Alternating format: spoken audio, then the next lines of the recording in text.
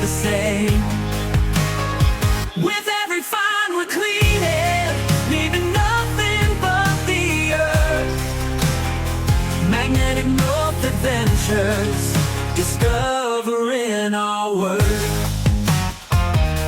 Good morning, good afternoon and good evening. It's Lee from Magnetic North Adventures, and today I'm next to the river and I'm going to do a bit of mudlarking. But first I'd like to welcome all my visitors to the channel. Whether you're subscribed or not, you're all very welcome. Please press that like button, comment, and if you haven't subscribed, would you consider it? It does help the channel out. So I'm going to be talking today about mudlarking and what that is, and a new venture that's going to be coming up. So mudlarking is when you go to a river like this, or you go to underneath bridges where rivers have been, where flood material has washed out to. And basically mudlarking started in the 18th century here in the United Kingdom, but it has been going on for many more years, way before that, as a form of salvage.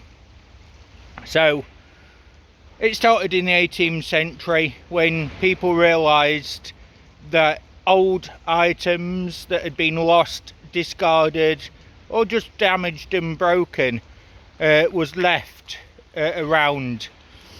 Now people used to go, men, women and children, and they used to scavenge the foreshores of the rivers, initially looking for coal and precious metals like copper and lead was also picked up.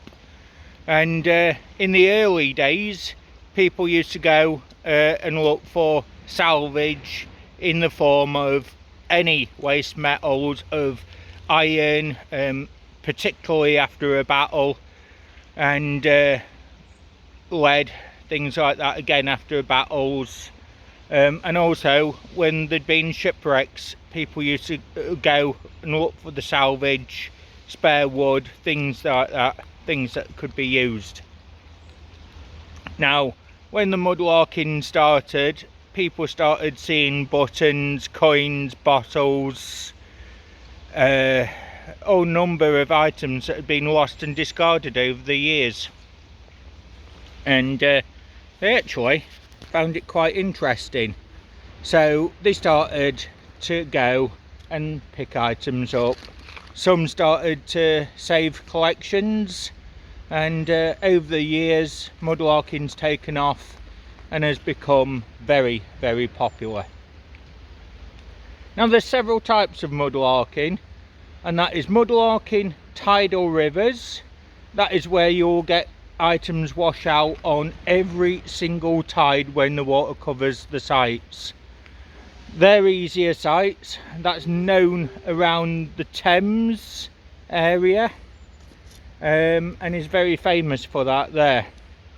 But then the other type of mudlarking is what they call storm weather mudlarking, and that is when you've got non-tidal rivers and you're relying on storms just to wash things out, for the waters to increase and literally to bring any debris out of the river. It'll create mud banks and debris fields just like this one in front of me. You've got stones, bricks, pottery, and as we pan around you can see the level covers all the way up here,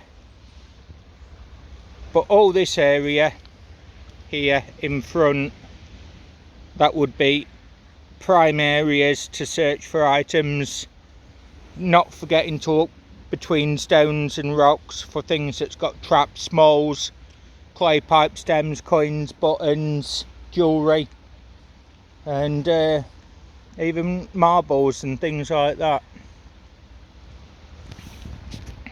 So mudlarking can even be in places under bridges, on the rivers, so you never know what's going to get washed out.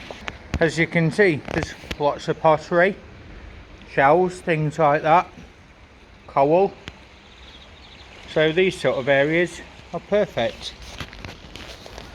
So I also mudlark, and I mudlark also to clean the environment. It's not all about the treasures, it's about finding things that's interesting, cleaning the environment of any human waste that's gone into the rivers. And basically I'm thinking of a new venture. How metal detectorists have club meets, and they go off and they go and do land search for finds and go away with whatever they found. Well, I'd like to do the same when it comes to the mudlarking.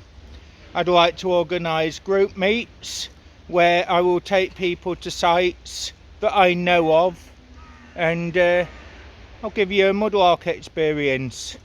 So you'll be taught the safety on mudlarking, what to look for, dangers, things like that, how to be sure on what to do in an emergency, and basically if you find anything, then that's yours, you know. So I don't think it's a bad adventure, but it's also something that we can do together to help clean the environment.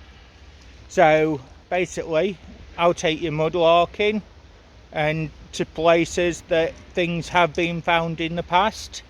All you have to do is turn up, enjoy it, learn the experience, and then basically if there is trash that we come across along the route, we pick it up, bag it up for the dustbin, and that'll go straight back in to the waste where it should be. Anything that can be recycled, plastics and metals, those will also be recycled. Now, I am based in Yorkshire, England, and Derbyshire, so those are the places that would be mudlarked. I can't drive, so people would have to make the way to me, and then we'd go from there. I'll show you the sites, things like that. And basically I'm going to call it the Mudlark Adventure Club, and anybody can join, and it's free. So it's just basically a way to help the environment that bit further, to introduce people to new hobbies, and also to potentially learn the history of certain areas, certain finds, and let's do it, let's have fun. So I'm going to have a bit of a mudlark today, see what I can pick up, and basically just go from there. But in case this is my last video before Christmas, I'd like to wish everyone a very happy Christmas, also happy season's festivities, to whatever festivals and celebrations that you may do if you don't do Christmas. So that's my wishes to everyone, and that's the update on what's happening. So thanks for watching everyone, and until the very next time, this is Lee at Magnetic North Adventures. Bye for now.